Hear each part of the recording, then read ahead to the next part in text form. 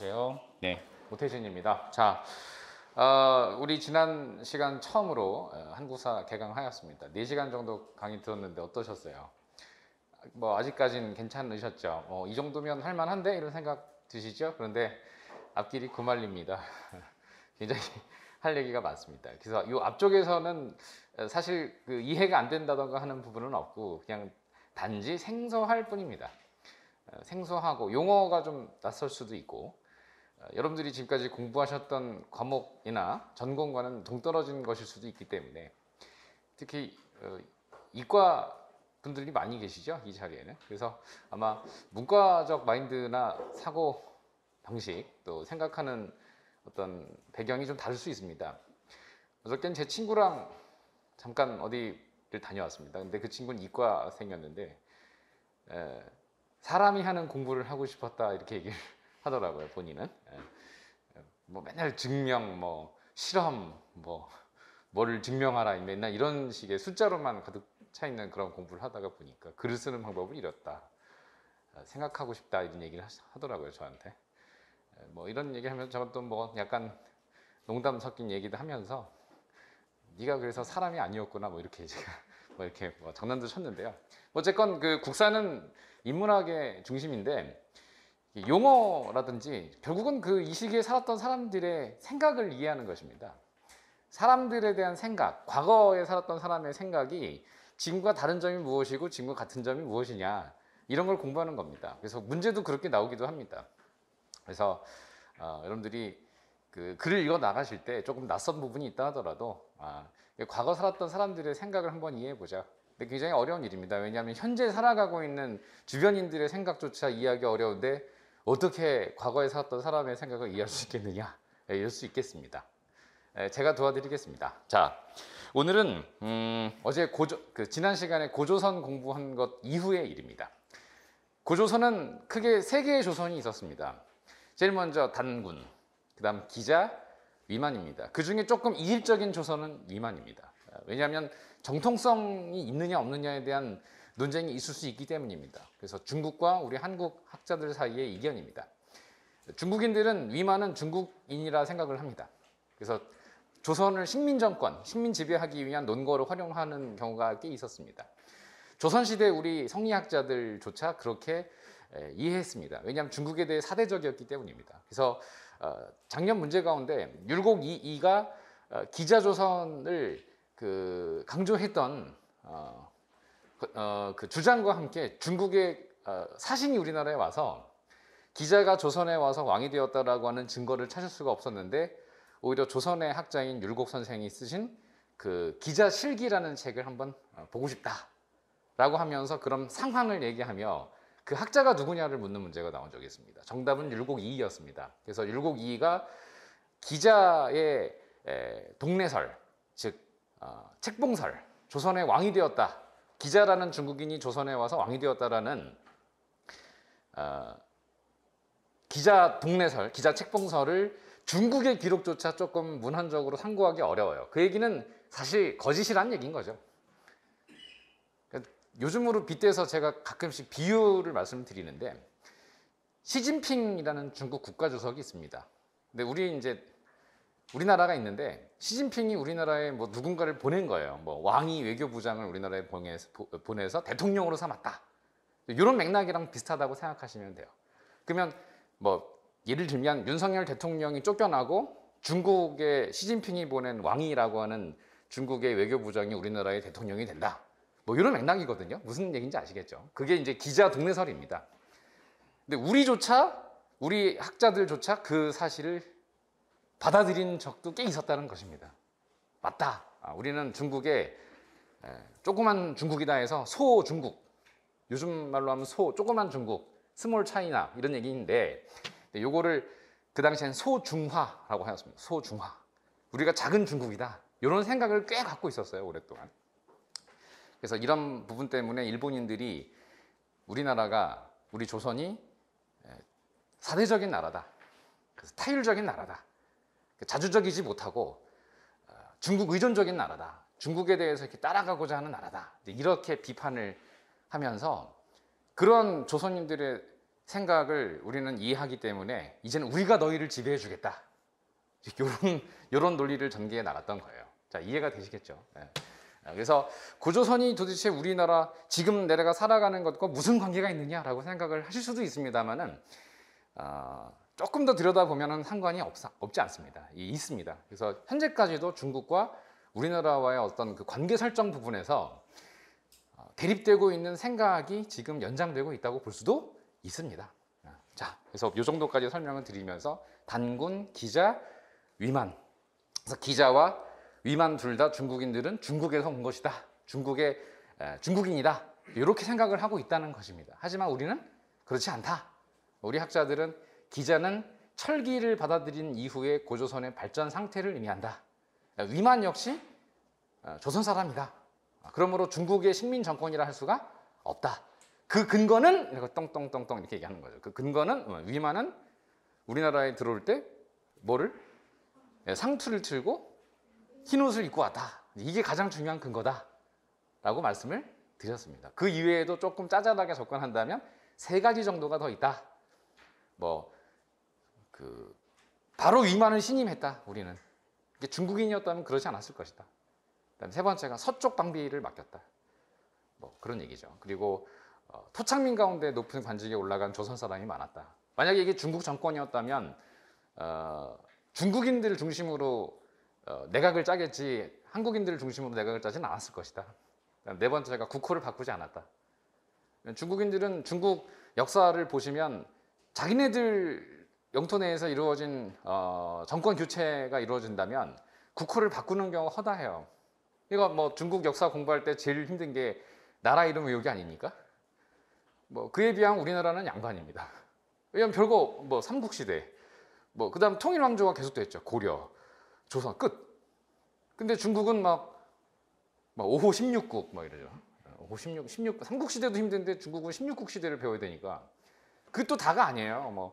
5호 16국은 북중국에 있었던 나라 이름이고 남중국은 또 동진, 송, 제, 양, 진 그리고 남북조를 통일하는 수, 그다음 당나라 끝난 다음에는 몇 나라인 줄 아십니까?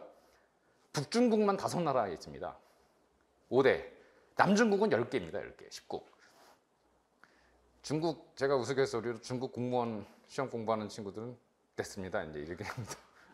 걔는 5, 16국, 5대 10국, 근데 우리는 3국 시대인데도 허걱허걱 되지만 중국인들은 기본적으로 16국 배워야 되고 10국 배워야 되고 미칩니다. 그죠? 근데 이제 사실 알고 보면 중국은 그렇게 복잡하게 공부하지 않습니다. 굉장히 단순합니다. 역사책 자체가. 우리나라 역사 교과서가 조금 깊은 편인 거죠. 일본 역사 교과서도 좀 깊은 편입니다. 그래서 일본 역사도 좀 그래서 일본 아이들이 일본사를 잘 모릅니다. 마치 우리 우리 동포들이 한국사를 잘 모르는 것과 같습니다. 일본은 더 심각합니다. 잘 안 배웁니다. 일본사.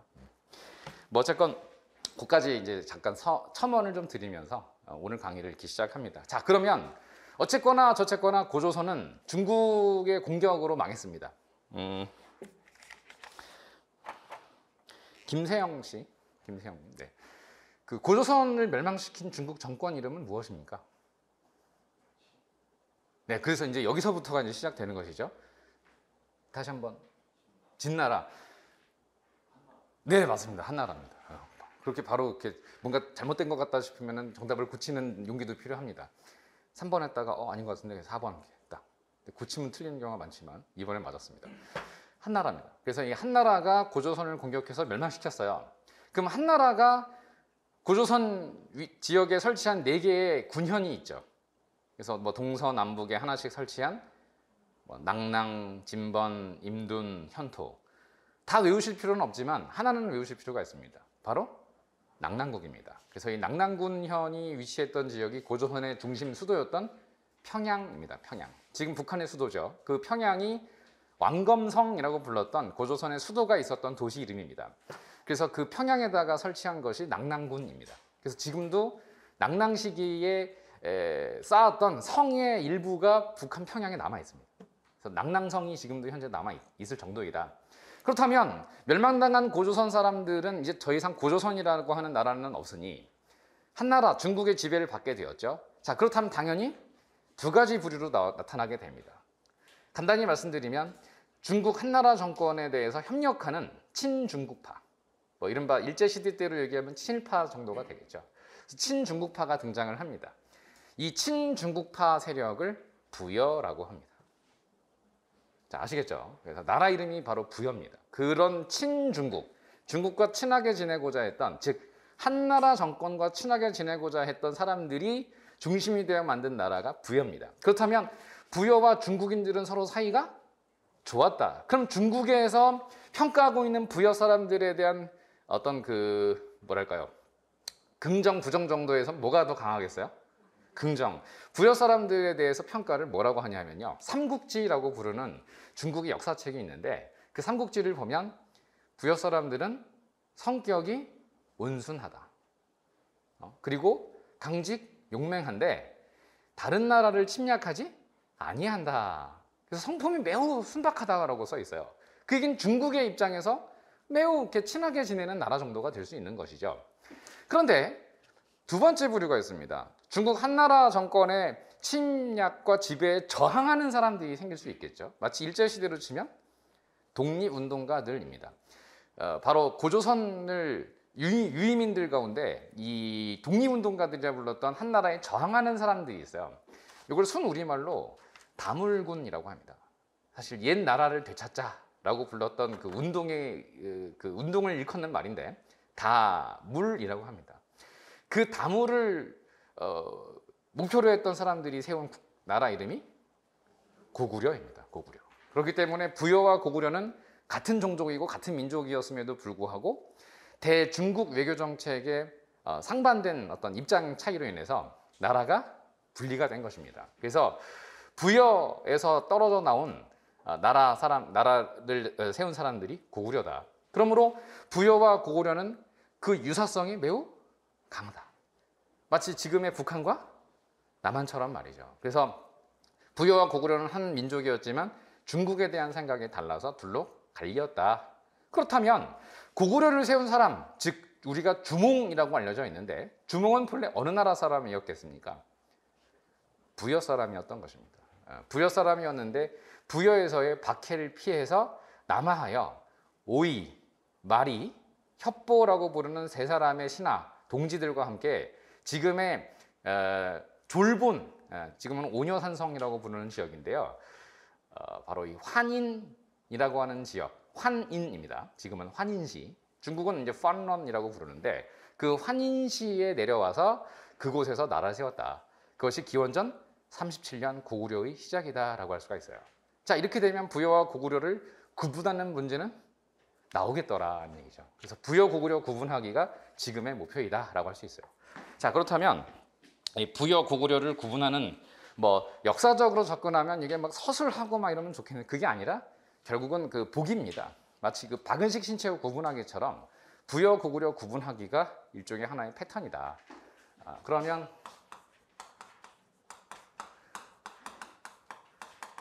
간단히 부여, 고구려의 특징을 한번 구분을 해볼게요. 참고로 이 문제의 패턴도 사료입니다. 그래서 다음에서 설명하는 국가에 대한 내용으로 옳은 것은 무엇이냐 이렇게 낼 겁니다. 그러면 이게 부여인지 고구려인지를 구분하기예요. 자, 그러면 일단 부여의 특징 가운데 뭐 정치, 경제, 뭐 사회, 문화 4개 가운데에서 저는 시작을 경제사로 합니다. 왜냐하면 저는 역사 전개 과정이 제일 중요하게 여겨지는 투쟁의 어떤 이유 중에 하나가 경제라고 생각을 해요. 뭐 정치도 외교도 문화도 다 그의 부수적인 것으로 보고 있거든요.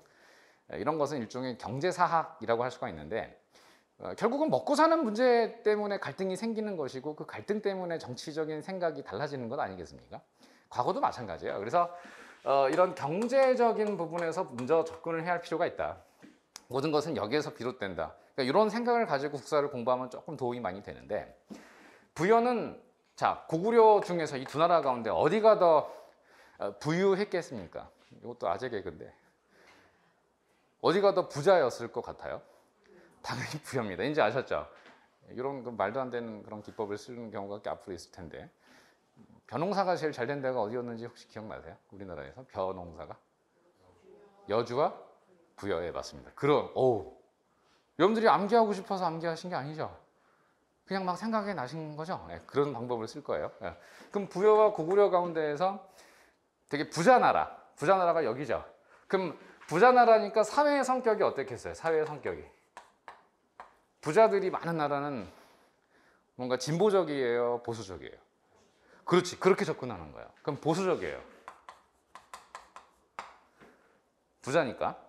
그러니까 여기는 먹고 살 게 되게 많은 거예요. 그걸 이제 국사에서 어떻게 평가하냐면, 어떻게 묘사하냐면, 이렇게 묘사를 합니다. 반농반목. 그러니까 절반은 농사가 잘 되고 절반은 목축업이 잘 됐다. 그럼 농사도 잘 되고 목축업도 잘 되면 진짜 이거 최고 아닙니까? 그 당시?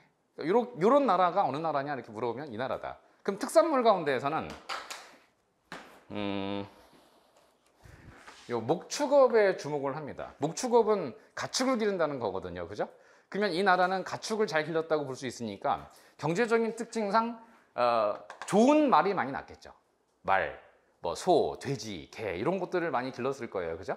그래서 이 나라의 중요한 특징이 말입니다. 말. 그래서 좋은 말이 명마가 많이 난 지역이다.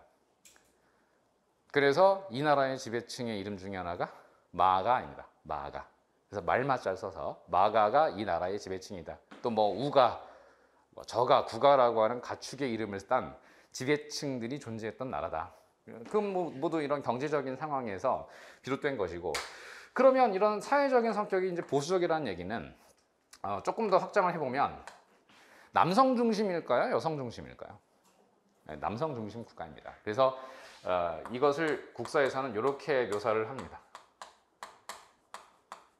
가부장적 성격이 매우 강한 나라다. 뭐 당시 같은 시대의 어느 나라도 다 비슷합니다. 다 가부장적인 성격이 다 있긴 있는데 특히 그러하다. 그것이 어디에서 비롯되느냐 하면 혼인풍습, 바로 일부 다처제를 통해서 알 수 있다. 그 일부 다처제가 나오게 된 이유는 형사 취수라고 부르는 당시의 결혼제도 때문입니다. 형사 취수는 형이 사망하면 형수랑 다시 결혼한다라는 결혼입니다. 그러니까 여러 명의 부인을 둘 수가 있었겠죠. 그러면 당연히 질투가 많이 발생할 수밖에 없었을 텐데 국가에서는 그 법으로 그 질투를 하는 여성들의 질투를 금지시킵니다. 이게 말이 안 되는 법인데 질투를 법으로 금지시켰다. 가능합니까? 사람의 본능인데, 그죠? 근데 그러한 질투를 하게 되는 경우에는 이거를 이제 당시 투기라고 했어요.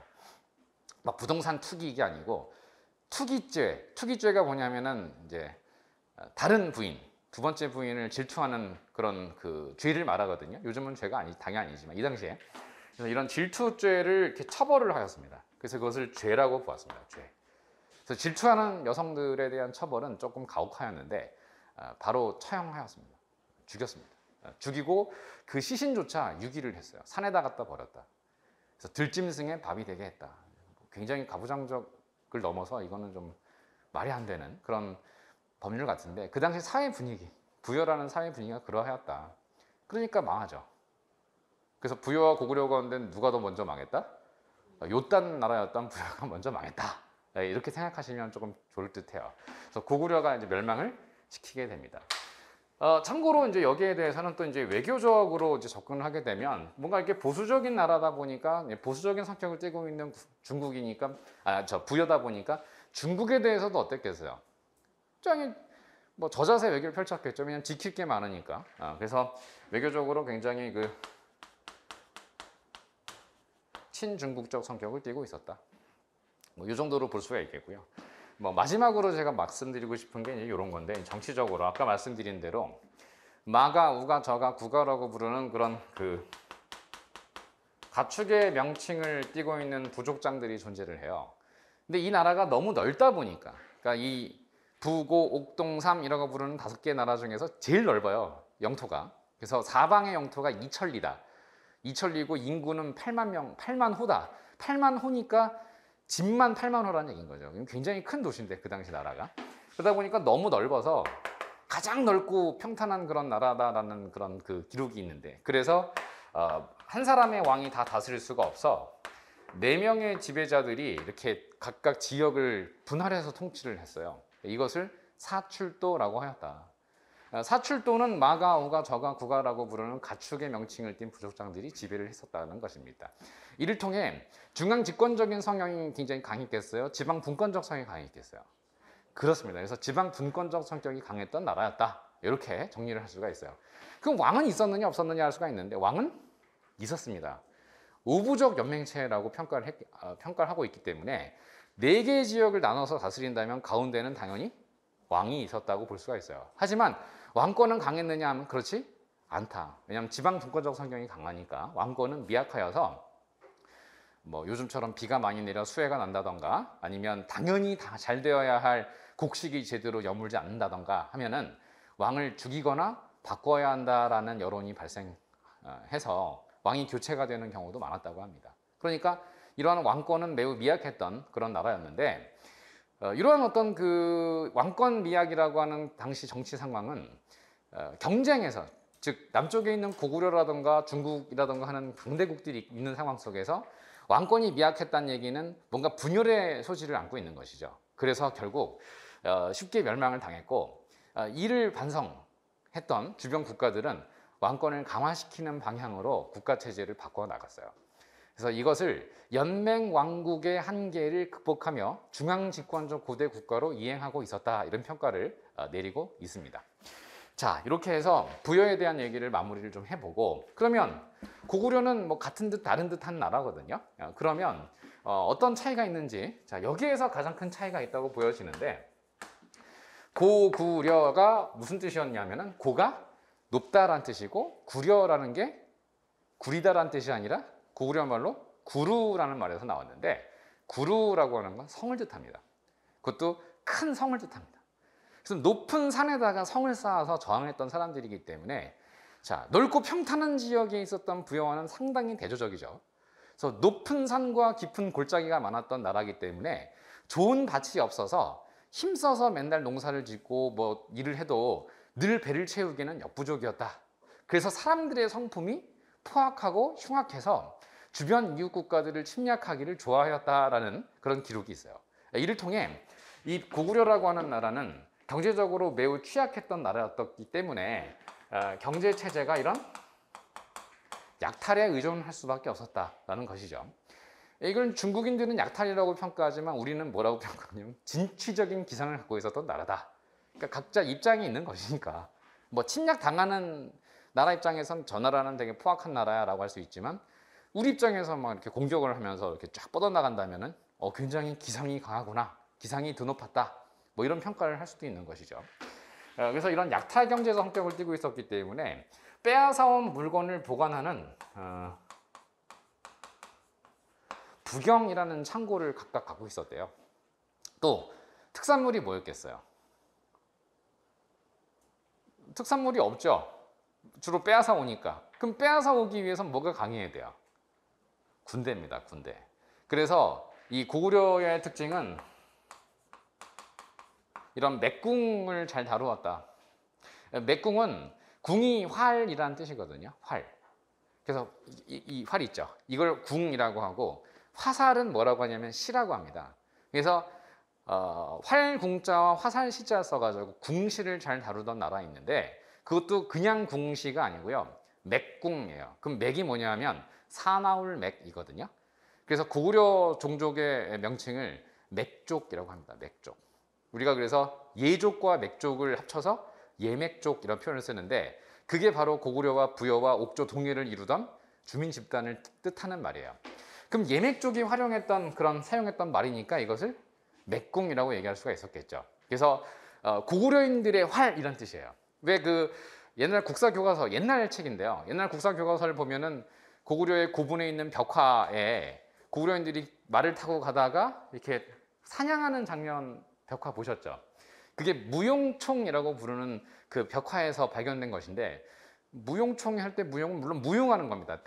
댄스하는 고구려 여인들의 그림이 있기 때문이기도 한데 그 한켠에는 고구려 병사들이 고구려인들을 상징하는 새 깃털을 머리에 이렇게 딱 꽂고 그리고 말을 타고 가면서 사냥하는 장면이 나오죠. 근데 그 사냥하는 장면도 유심히 바라보면은 앞에서 말을 타고 가면서 쏘는 게 아니고 말을 앞쪽으로 가고 있는데 뒤로 허리를 돌려가지고 쏘는 장면이 나와요. 뭐 한 번쯤은 보신 적이 있으시죠? 그게 바로 사냥 기술 가운데, 전투 기술 가운데 가장 어렵다라는 앞으로 말 타고 가다 뒤돌라 활 쏘기 기술입니다. 그러니까 이것은 곧 뭘 말하냐면은 이렇게 타고 가다가 후퇴하는 것처럼 보이지만 알고 보면 후퇴가 아니라 적을 유인해서 활로 쏴버리는 거거든요. 요즘 말로 하면 탱크가 이제 도망가는 것처럼 보이다가 포신을 뒤쪽으로 돌려가지고 추격해오는 적에 대해 포격을 하는 개념이라고 보시면 돼요. 그러면 추격하는 입장에서는 함부로 추격할 수가 없는 것입니다. 이게 바로 고구려의 아주 상징적인 그림이라고 보시면 돼요. 그래서 그 고구려인들이 사용하던 활을 맥궁이라고 불렀다. 이 고구려입니다. 그래서 고구려의 기상, 고구려의 고구려, 또 한반도를 방어하던 방파제, 그러니까 중국 세력들의 침략으로부터 우리 한국을 방어하던 방파제 역할을 하던 강력한 강대국, 바로 고구려. 만주와 동북아시아, 중앙아시아를 호령했던 나라. 이렇게 평가를 하고 있는 것입니다. 바로 그 고구려의 시작이 중국과의 항전에서부터 시작되었다는 것이죠. 그렇다면 사회는 당연히 반대입니다. 약탈하고 빼앗아 오려고 하다 보니까 가난한 나라였단 말이죠. 그러면 이거를 우리가 뭐라 그래요? 진취적이다. 이런 표현을 쓰죠. 그래서 진취적이다. 그래서 이런 진취적인 성격을 보여주는 사료가 많아요. 그래서 그 사료가 아마 출제가 될 거다. 고구려인들은 그냥 걸어다니는 고구려인들이 없었다. 그래서 사회의 모습을 보면 중국인들이 이렇게 만약에 관광을 이제 왔다면 고구려인들은 항상 뛰어다녔다. 그러니까 사회 전체가 국가가 군대 같은 거죠. 그러니까 막 나는 듯이 뛰어다니기도 했고, 절을 할 때에도 중국인들은 이렇게 절을 하잖아요. 아니면 이렇게 안에다가 소매 안쪽에다가 손을 집어넣고 이렇게 절을 하지 않습니까? 중국인들은. 근데 우리 고구려인들은 그렇게 절을 하지 아니하고 한쪽 무릎만 이렇게 꿇고 오른손으로 이렇게 절을 했다는 거예요. 그러니까 이렇게 절을 한다는 건 뭐냐면은 군인들이 하는 일종의 예법이거든요. 그러니까 고구려인들의 기본적인 인사법이 군인들이 하는 예법과 똑같았다는 것입니다. 이런 걸 통해서 상당히 좀 진취적인 나라다. 그런 부분에서 가부장적 성격이 없는 것은 아닙니다. 고구려인들이 분명히 그런 것도 있었지만 이건 공통점이에요. 하지만 우리가 주목하는 건 가부장적 사회였지만 추가적으로 여성들에 대한 지위가 나쁘지 않았다는 거예요. 예를 들면 이런 모계 중심 사회적 성격이 남아 있거든요. 예컨대 주몽의 부인이 있어요. 여러 명이 있었는데 그 가운데 온조와 비류를 낳은 부인이 계십니다. 좀 어렵게 들어가면은 비류국의 공주로 알고 있는데, 근데 그분이 남편이랑 싸워가지고서 내려가서 만든 나라가 백제거든요. 그러니까 고구려와 백제는 형제 국가인 거죠. 주몽의 첫 번째 부인의 아들이 그 대를 이어가느냐, 두 번째 부인의 아들들이 대를 이어가느냐가 고구려와 백제가 분열되는 하나의 계기였던 거거든요. 그러니까 이런 걸 보면 여성의 지위가 나쁘지 않았다. 특히 여성들이, 공주들이 사실 주몽 오기 전에 그 나라를 다스리는 경우가 있었다는 거예요. 그러니까 이런 가부장적 성격도 있지만 무게중심적 성격을 띠고 있는 게 분명히 있는데, 예를 들면 이걸 많이 물어봅니다. 이거. 최근에 여성들의 지위에 대해서 사회적인 이슈가 되고 있기 때문에 그런지 모르지만 고구려에서는 왠지 남성 중심, 군대 국가 이러다 보니까 남자 중심 국가인 것 같잖아요. 근데 그렇지 않다는 거예요. 반드시 그런 건 아닌 게 바로 이 대리사위제가 있었기 때문입니다. 이거는 처가살이를 한다는 거예요. 처가살이. 그래서 남자가 결혼하면은 여자 집에 들어가 사는 거지 여자가 시집 오는 게 아니었다는 거예요. 근데 이 제도가 왜 주목되냐면은 이게 고구려에서 끝이 난 게 아니고 고구려 멸망 이후에 고려 시대에도 이게 영향이 미쳐요. 그래서 고려 시대에도 우리나라에서는 풍습이 남자가 처가살이를 하는 경우가 많았어요. 심지어 이게 고려 시대에 끝이 나는 게 아니고 조선 전기까지, 그러니까 즉 임진왜란과 병자호란을 당하기 전이죠. 그때까지 우리나라의 기본 풍습이 됩니다. 그래서 원래는 우리가 여성들이 시집살이를 하는 나라가 아니라 사실은 역사적으로 쭉 보면 거의 70% 80% 이상 그 기간 동안에 남자가 처가살이를 하는 나라였던 거예요. 그래서 이런 부분에선 여성의 지위가 나쁘지 않았다. 이런 논조가 우리 국사에서 흐르는 하나의 큰 맥 중에 하나입니다. 그래서 대리사위제가 시행되었다라는 것을 꼭 반드시 기억을 해두셔야 돼요. 물론 이런 형사취수라는 제도도 없지 않아 있었고 또 질투하는 여성들에 대한 처벌 내용도 분명히 있긴 있었어요. 고구려가 없는 게 아닙니다. 하지만 추가적으로 이런 부분이 있다는 거. 그럼 이건 부여와 고구려 가운데 차이점이라 할 수 있겠죠. 한편 외교적으로는 당연히 반대가 됩니다. 친중국이 아니고 어때요? 반중국. 특히 그 한나라에서 설치한 사군현이 있었잖아요. 이 사군현이 모두 멸망당하게 된 것은 고구려 때문입니다. 그래서 고구려인들의 투쟁의 결과가 이 한나라의 사군현이 오랫동안 유지하지 못하고 애시당초 설치된 지 얼마 되지 못해서 진번군과 임등군은 애시당초 없어지고 현토군도 없어지게 되고 끝까지 존속했던 게 낙랑군이거든요. 그래서 이 낙랑군과의 어떤 투쟁, 낙랑과의 어떤 투쟁 과정에서 성장했던 게 바로 고구려였다. 그래서 한나라의 대군의 공격을 받은 경우도 있고 또 한나라와 연계되어 있는 부여의 침략을 당한 경우도 많아요. 그러니까 마치 비유하자면은 지금의 중국 공산당과 북한 공산당이 서로 친하게 지낸다고 보시면 되고 그 과정에서 대한민국을 공격했다. 이렇게 생각하시면 또 이해가 좀 되실 것 같아요. 근데 우리나라는 기본적으로 반중국, 또 반북한 그러니까 이런 나라였기 때문에 이런 그 두 나라의 연계된 침략을 막아내는 경우도 꽤 많았다는 거죠. 그러니까 마치 비유하자면 우리 남한이 고구려 같은 성향을 띠고 있었다고 보시면 되는 것입니다. 무슨 얘기인지 아시겠죠? 그래서 지금의 북한은 부여, 그 당시 한나라는 중국 공산당 이렇게 생각하시면 조금 이해하기가 편하실 수도 있어요. 물론 뭐 정확한 건 아니지만 그래서 이런 낙랑과의 투쟁 과정에서 고구려가 성장하였다 수 있고요.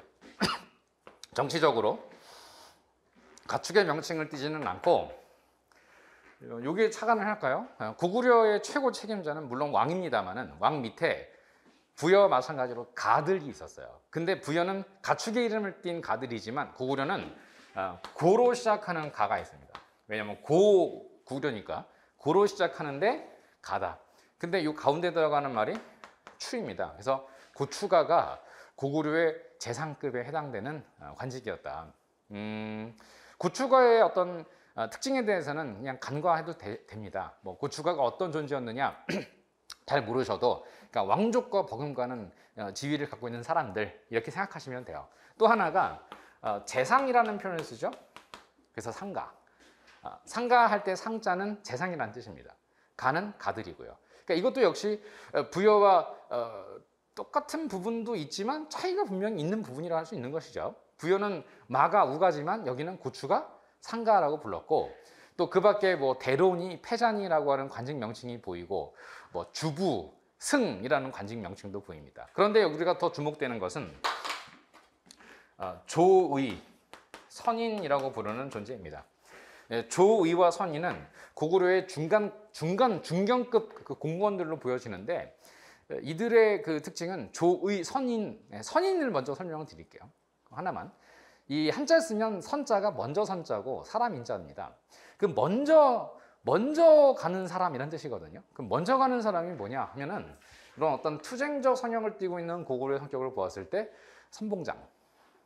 그러니까 고구려의 전투나 전쟁이 발생했을 때 먼저 선봉에 서는 사람들을 선인이라고 부르지 않았을까. 그래서 이 선인은 신라로 비견된다면 누구랑 비견될 수 있겠어요? 신라에도 선봉장들이 있는데 중견급 간부이면 선봉장들이 있거든요. 임전무퇴라고 해서 화랑입니다. 화랑. 그래서 신라의 화랑에 비견되는 게 고구려의 선인들입니다. 선인은 고구려에서는 뭐 선비라고도 불렀어요. 그래서 이들이 아마 전투에 나가서는 제일 먼저 앞장선 전사 집단이 아니었느냐 이렇게 여겨지고 있습니다.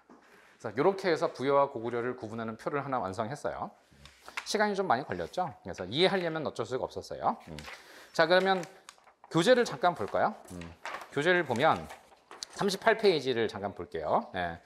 자, 제목이 여러 나라의 발전이고 이 여러 나라 중에 두 개의 나라를 배웠어요. 부여와 고구려죠. 그 위치가 어디 있는지를 맨 아래에 있는 지도를 통해 한번 체크를 해보도록 하겠습니다. 고구려, 부여의 위치를 확인하십시오. 자, 부여는 맨 위에 있죠. 만주의 한복판에 있어요. 그래서 영토가 제일 넓은 겁니다. 그 다음 고구려는 그 밑에 있죠. 그 밑에 어디냐 압록강 중류지방에서 성장을 했어요. 강중류 지방이라면 평야가 많을까요? 산이 많을까요? 계곡이 많습니다. 그래서 계곡도 많고 골짜기도 많은 나라가 바로 이 압록강 중류 고구려입니다. 그래서 그 자연 환경이 어떠냐에 따라서 국호가 정해진 거예요. 그래서 중류 지방 고구려가 보입니다. 부여 고구려를 구분하시고 그 졸본과 국내성에다가만 살짝 밑줄을 한번 쳐볼까요? 졸본에다가 1번 수도입니다. 수도가 졸본. 여기가 환인이라고 부르는 지역이에요. 환인. 박은식 선생님이 국권 피탈 이후에 첫 번째 망명했던 지역이 여기입니다. 그것도 그 행보를 생각해 보면 박은식이 왜 졸본으로 망명했는가를 생각해 볼 필요가 있는 거죠. 고구려의 기운이 필요했던 것입니다.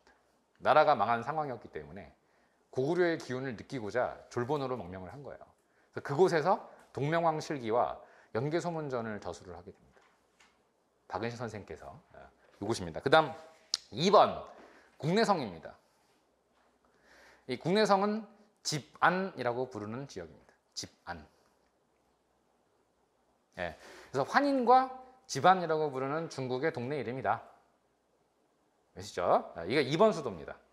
2번 수도를 천도한 사람이 동명왕의 큰아들이었던 유리왕입니다. 그래서 동명왕 때만 졸본에 있었고 그 2대 임금이었던 유리왕 시기에 국내성으로 이미 천도를 단행했습니다. 첨언합니다. 한편 자 그럼 부여를 볼까요? 자 여기에서 제가 2개만 체크를 해드린다 했죠 거의. 자 위치 만주 길림에서 발전하다가 중국 동북지방 송화강에다가 동글뱅이를 칩니다. 송화강 엄청 큰 강이에요. 중국 만주에 있습니다. 송화강을 중심으로 성장한 나라가 부여. 2번째 흥망 밑줄 1세기 초에 왕호를 사용. 자 왕이 이미 있다고 했죠. 부여에 왕이 있습니다. 근데 왕권이 강해요, 약해요? 약하죠. 그런 거 좀 생각하시면 되고. 다음 페이지 39페이지에 있는 그 뭐 부여사의 전개라고 나오는데 거의 나온 적이 없고요. 패스하고 3번에 오부족 연맹체 보이시죠? 자 부여가 그렇다는 거예요. 그래서 밑줄 칩니다. 왕이 있는데 그 아래에 마가, 우가, 저가, 구가. 자 부족장 명칭이 가축 명칭이죠. 첨언하면 여러분들 설날에 하는 윷놀이 있죠. 그 윷놀이판이 여기서 비롯됩니다. 사출도에서. 그래서 사출도를 그린 게 지금의 윷놀이판이라고 생각하면 돼요. 그래서 우리가 도계, 걸, 윷, 모라고 하잖아요. 그게 여기입니다. 그래서 도계, 걸, 윷, 모가 이 부여의 부족장 명칭을 딴 거예요. 다음 5번에 그 일책 12법 보이시죠? 요게 고조선의 8조 범금과 유사한 법률인데 부여의 법이에요 이게. 그래서 고조선의 법은 8조지만 부여의 법은 일책 12법이라 하는데 그 이유는 일책 할 때 책이 그 뭘 훔친다는 거거든요. 뭔가 책임을 지는 제도라는 뜻인데 한 번 잘못을 하면 책임져라. 12배로. 그러니까 예를 들어서 돈 10,000원을 훔쳤다. 부여에서 그럼 얼마를 토해내야 한다는 거예요. 12만 원을 토해내야 한다는 것입니다. 12배 배상. 그래서 이것을 일책 12법이라고 해요. 일책 12법이 나오게 된 배경은 바로 이런 보수적인 사회 성격 때문입니다. 그래서 지배층의 재산을 지키고자 하는 특징이 강했기 때문이라 할 수가 있어요. 그래서 일책 12법 가운데 3번 남의 물건을 훔쳤을 때에는 물건값의 12배를 배상한다. 근데 주의하실 점은 이게 고구려도 그래요. 왜냐하면 부여와 고구려가 거의 같은 집단이었기 때문에 일책 12법은 고구려도 있었다. 뭐 이런 정도로 같이 정리하면 좋겠어요.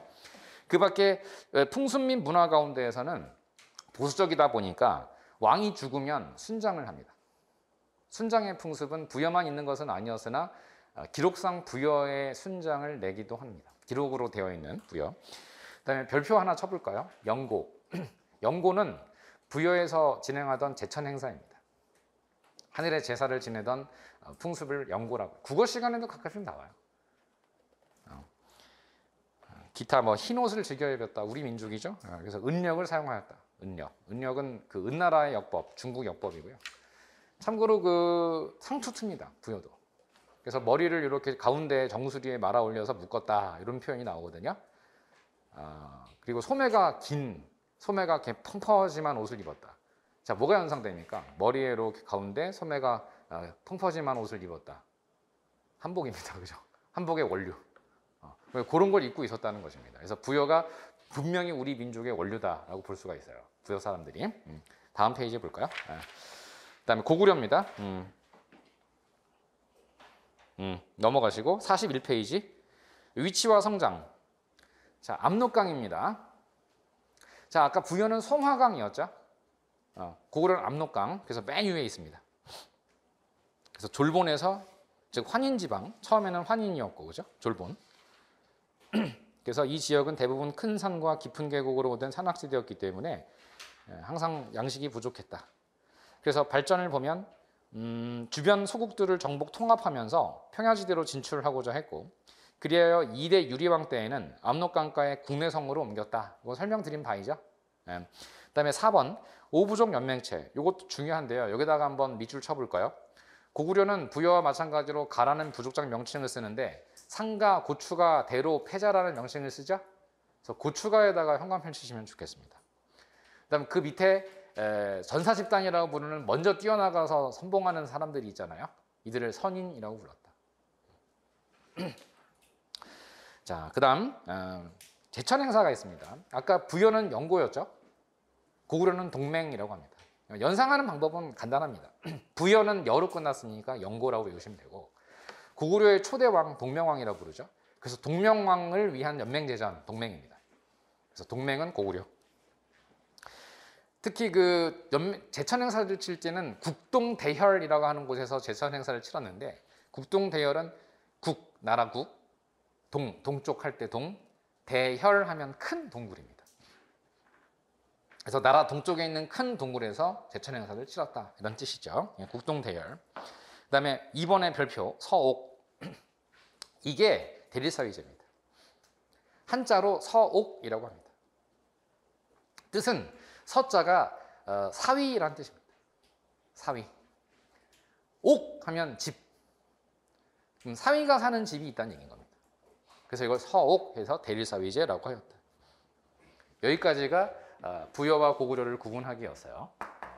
자, 그다음 두 번째 나라입니다. 옥조와 동해를 구분하는 연습인데요. 생각보다 간단합니다. 단순하고 올해 9가지 기출문제입니다. 올해 나왔습니다. 그래서 옥조 동해 구분하기는 올해 나왔던 문제 중에 하나고요. 43페이지를 바로 갑니다. 별거 없어요. 옥조 동해의 위치를 먼저 파악을 하겠습니다. 자, 여기가 옥저고요. 이쪽이 동해입니다. 그럼 이렇게 치면은 요즘 행정구역으로 따지고 보면은 여기는 함경도고 요거는 강원도가 되겠죠. 그래서 함경도에 옥저가 있었고 강원도에 동해가 있었다. 근데 그 옥저나 동해가 모두 의복, 풍습, 언어 이런 건 모두 고구려와 유사하였다라는 표현이 나오니까 고구려족 가운데 하나로 봅니다. 고구려족 가운데, 종족 가운데 하나로 보고 결과적으로는 모두 고구려의 통합이 됩니다. 멸망당해서. 그럼 옥조 동해 구분하기 가운데 가장 중요한 특징이 하나 있어요. 주로 물어보는 문제가 해산물이 풍부하였다. 옥저입니다. 그래서 물론 동해 역시 바닷가에 접해 있긴 합니다만은 동해는 지금의 강원도 영서지방, 즉 춘천, 원주, 가평 이런 지역까지도 동해의 그 특징이 발견되거든요. 그러니까 이제 내륙까지 이렇게 발전한 나라가 동해였다면 지금의 강원도 일대. 그런데 그 위쪽에 보면 함경도가 그 풍부한 수산자원이 많은 어장이에요. 그래서 해산물과 수산물이 많은 지역이 어디냐 그러면은 옥저라고 답하시면 됩니다. 그래서 주로 소금과 어물이 많이 나오는 지역이다. 이렇게 물어보기도 해요. 한편 그래서 옥저 동해고, 그다음에 동해 특산물 가운데에는 뭐 비슷하긴 합니다만은 단궁이나 과하마나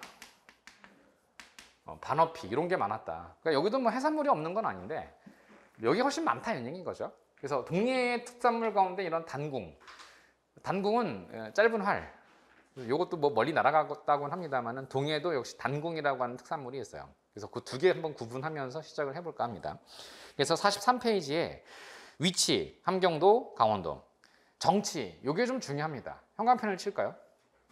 읍군과 삼노.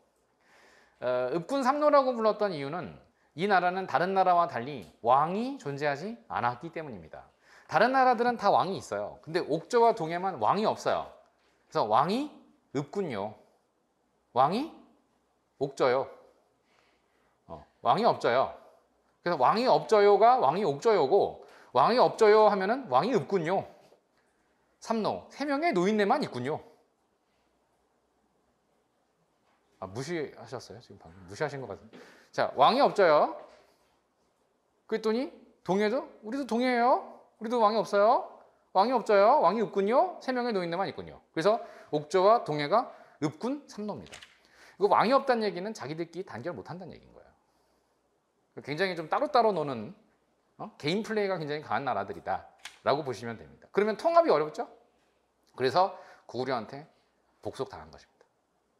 왕이 없어서. 경제, 어물과 소금. 이게 어디입니까? 해산물이니까. 함경도죠? 옥저, 단과반, 동해, 그죠? 이런 거 어렵지 않으시죠? 단군, 과하마, 반어. 이게 뭔가 궁금하실 텐데 그냥 몰라도 돼요.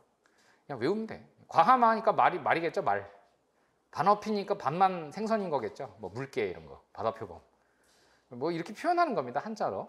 단군, 과하마, 반어피. 그다음 풍속 별표 치시고 요거만 기억하시면 되겠어요.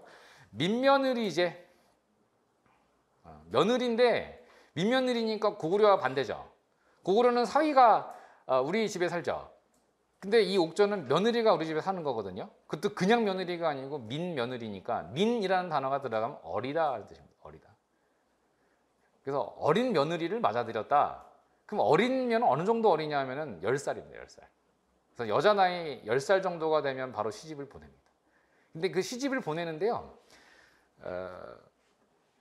돈을 받아요. 그러니까 일종의 매매혼 풍습입니다. 그래서 딸을 이렇게 나오면은 시집 보낼 때 돈을 예물을 많이 받습니다. 그게 고구려와 가장 큰 차이예요. 고구려는 대리사위제인데 옥저는 같은 종족인데도 불구하고 민며느리거든요. 같은 종족인데 어떻게 이렇게 풍습이 다르냐 궁금하시죠? 학자들도 궁금해하는데 아직까지 그 이유를 모릅니다. 왜 이 나라들이 이렇게 다른 풍습을 갖고 있었는지 분명히 이유가 있을 텐데 그 이유는 아직까지도 학자들이 밝혀내지 못하고 있습니다. 현재. 이에 반해 동해는 족외혼. 족외혼은 부족 바깥에서 혼인 상대자를 찾는다는 뜻이거든요. 그래서 조계혼의 풍습이 있었다. 동해.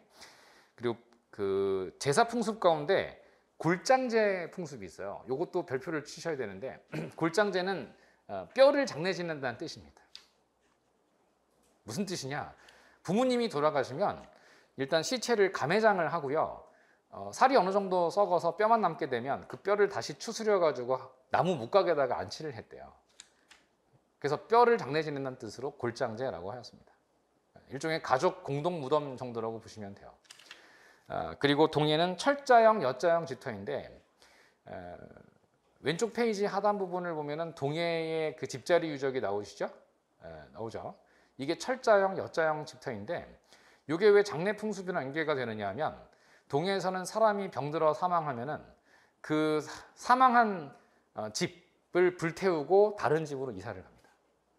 일종의 이건 집자리 유적이기도 합니다만 장례 풍습일 수도 있는 것이죠. 그래서 철장, 여차형 집터 가운데 보면은 뭔가 불탄 자국이 많이 남아 있거든요. 여기서 뭐 사람이 사망했기 때문에 이 집을 불태우고 다른 집으로 이사를 간 흔적입니다. 이 철장, 여차형 집터가 가장 많이 발견된 곳은 강릉입니다. 강릉, 뭐 양양, 속초 이런 지역인데 최근 고고학 발굴 조사 결과 춘천에서도 발견됐습니다. 그러니까 이런 그 여자형, 철자형 집터가 있는 지역이 강원도죠. 그러니까 강원도가 동해의 영역이라고 보시면 됩니다. 강원도. 한편 제천 행사를 보시면 옥저는 현재 기록상 남아 있는 건 없고요. 그러니까 이 나라는 그냥 뭐든 다 업저요, 그죠? 제천 행사도 업저여고 동해는 무천이라는 제천 행사가 있는데 하늘에 대고 춤춘다는 뜻입니다. 매년 10월에 행사를 개최했고 이게 강릉 단오제의 기원으로 추정하고 있습니다. 제천 행사. 단오제는 뭐 음력 5월 5일이긴 합니다만은 막 형식적으로 좀 바뀐 것 같지만 날짜가 근데 어쨌건 그 기원은 10월 달에 했던 무천 행사로 보고 있어요. 그래서 그 밑에 사료 익히기를 보시면 이게 옥저 사료 여러 개가 나오고 동해도 사료가 있잖아요.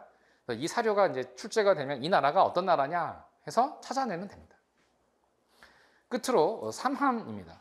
삼한은 뭐 시간이 조금 됐긴 했습니다만 제가 간단히 설명드리면서 마무리할게요. 삼한은 기자조선의 마지막 왕 준왕이 위만에게 쫓겨 내려가면서 만든 나라입니다.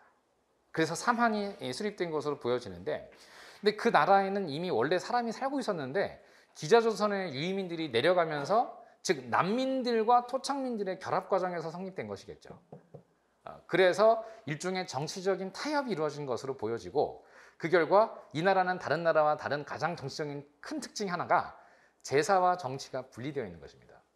그럼 제사 행위와 정치 행위를 분리한 이유는 유임 집단과 토착민 사이에 있어서의 타협의 결과로 보고 있다. 그럼 여기에서 우리가 주목되는 건 정치적인 행위를 한 사람들은 누구냐? 신지, 견지, 읍차, 불애라고 부르는 사람들이다. 모두 다 못 외우겠거든. 신지와 읍차만 외우시면 됩니다. 신지, 읍차. 그래서 신지와 읍차에다가 형광펜을 치시고, 이게 정치적인 그 책임자들이에요. 정치적인 권력자들을 말하고, 여기 없네요. 다음 페이지 보시면 44페이지에 있죠. 4번의 정치체제에 1번 거수라고 보이는데 끝부분을 보면 첫 번째 신지가 보이시죠?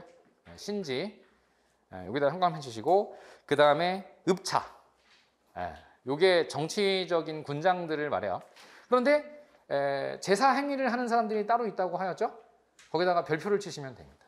그게 2번에 보시면 재정분리에서 특별 신성 행정구역이라고 불리는 소도라는 것의 존재입니다. 소도라고 하는 곳은 우리말에서 비롯되는 것인데 솟아나는 곳 이런 뜻이에요. 그러니까 뭔가 솟아난다라는 건 뭐가 말뚝이 세워져 있다는 뜻이거든요. 그래서 그 말뚝이 세워져 있는 곳은 신성한 지역이라고 생각되어져서 정치적인 제사장이라고 부르는 천군이라는 사람이 존재하고 있습니다. 그래서 이걸 특별한 마을이라고 해서 벼릅이라고 했어요. 그래서 벼릅이 존재한다. 그러면 신지라고 하는 존재와 소도에 있는 천군의 존재를 통해서 제사와 정치가 분리되어 있는 나라라는 걸 보여주고 있죠. 뭐 이게 어느 정도나 분리되어 있었는지는 불확실하고요. 분명한 건 각 구급마다 벼릅이 있다라고 써 있거든요. 그럼 구급마다 벼릅이 있으니까 벼릅은 한 개가 아니었을 것입니다. 그럼 구급이라고 하는 건 도시를 말하는데, 삼한이라고 하는 나라가 마한, 변한, 진한이라는 세 나라로부터 비롯되거든요. 그럼 삼한에 있는 구급을 모두 다 합쳐보니까 78개예요. 그럼 78개를 구급이라고 가정했을 때 구급마다 벼릅이 있다고 하니까 아마 뭐 그 동수 정도가 있지 않았을까 이런 생각을 하고 있습니다. 마치 그 우리 큰 도시마다 뭐 종교 시설들이 다 있지 않습니까? 그런 것처럼 아마 이런 신성한 지역이 따로 있지 않았을까? 이게 바로 재정 분리예요. 한편 경제 구조, 뭐 풍속, 주거 및 무덤 이런 게 다 있는데 이게 하나로부터 비롯돼요. 바로 이 경제 구조에서 가장 중요한 게 두 가지인데, 하나는 이 삼한이 벼농사가 가장 잘 된 지역이라는 겁니다. 그래서 이 벼농사가 잘 이루어지기 위한 뭐 그런 경제 구조 때문에 풍속이니 사회 같은 게 다 결정이 되었어요. 자, 첫 번째, 벼농사를 잘 짓기 위해서 필요한 게 무엇이겠어요? 저수지죠. 그래서 삼한시대에는 저수지가 많은데 대표적인 게 충청북도 제천에 있는 의림지입니다. 그 제천에 있는 의림지는 지금도 남아있어요. 저수지 형태로. 그래서 의림지 같은 게 현재 남아있고, 뭐 그 밖에 밀양이나 김제 같은 데에도 그 흔적이 일부 남아있거든요. 이런 게 모두 삼한시대의 저수지라 할 수 있고요. 그리고 벼농사를 잘 짓게 하기 위해서는, 혹은 뭐 저수지를 축조하기 위해서는 뭐 대규모 노동력 조직이 필요하겠죠. 그래서 두레라고 부르는 조직이 있었대요. 이게 우리 민족의 뭐 상부상조 전통을 보여주는 것 아니냐 이렇게 얘기하죠. 두레입니다. 그 밖에 주거 가운데 초가 지붕이 많아요. 당연히 농사 짓고 난 다음에 지푸라기가 많이 생기죠. 그걸로 지붕을 올린 거예요. 그래서 초가지붕, 초가집을 많이 만들었다. 근데 초가집은 이렇게 움집인 경우가 많이 있었습니다. 그래서 움집, 땅을 파고 들어가서 위에다가 초가만 얹은 형태, 이런 움집이 많고요. 이건 뭐 다른 말로 뭐 토실이라고 표현을 하기도 합니다. 흙방이란 뜻이죠. 그래서 흙 파고 들어가서 토실을 만들기도 했고, 한편 벼농사가 잘 되게 하기 위해선 씨를 뿌리던 5월과 추수하던 10월 두 번에 걸쳐서 제천 행사를 치렀거든요.